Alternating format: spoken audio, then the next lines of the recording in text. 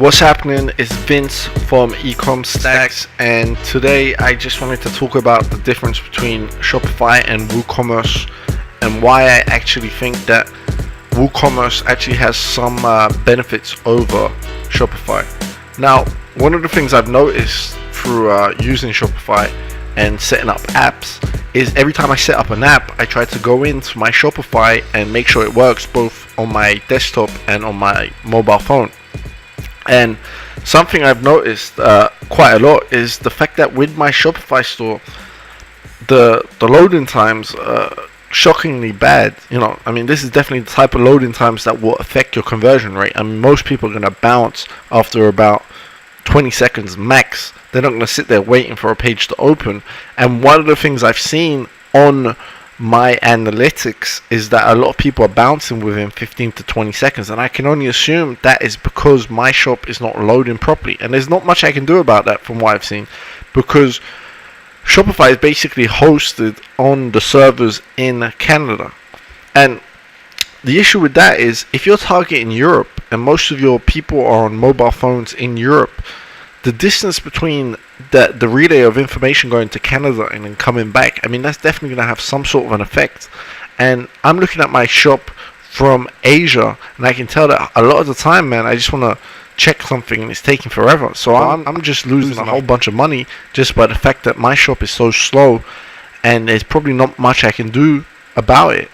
So one of the things I was thinking about is one of the upsides of WooCommerce, other than the fact that it's much cheaper, is that you could get a VPS like the one I'm looking at here for $60 a month, and you could have it located in Europe where I'm planning to target most of my stores as I expand out and hit France, Italy, Spain, which is one of my plans once I find winning products, is to rapidly expand out and have a general store in each one of these countries, is to basically almost have a dedicated server or a VPS to start off with in Europe, find winning products on my Shopify stores, and then roll them out onto WordPress WooCommerce stores as micro niche stores in Europe with a VPS close to where the target demographic or the target audience I'm trying to hit is located.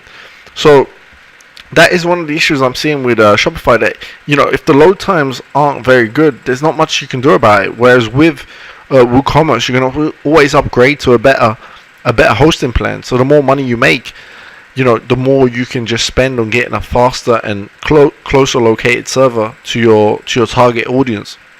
So that is one of the upsides. Also, on a VPS, you could set up multiple websites, and if you're planning to roll out, what I'm planning to do is find niches, find one item that sells, and see if I can find other items around that item that are selling just as well. And that will indicate to me that, okay, now it's time to make a niche website around that site, around those products.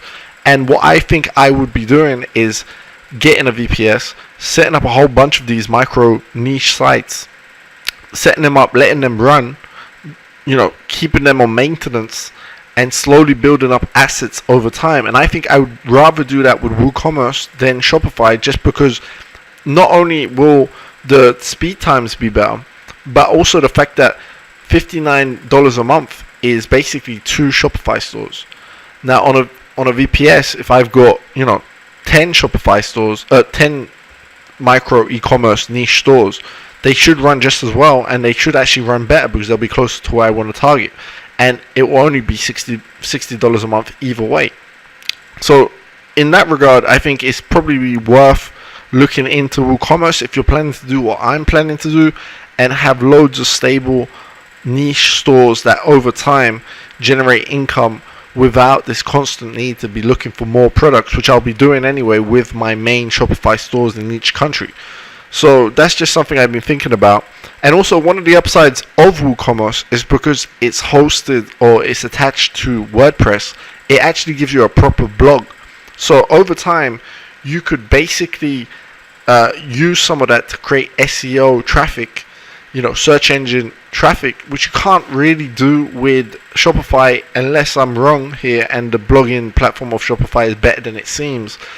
Whereas, I know that WordPress is loved by Google. So one of the things you could do is, if you're planning to make these micro niche sites that are based around maybe 10, 15 products, is then you could start blogging, especially in these second, third tier countries like France and Italy, where there's less competition and it's worth your time.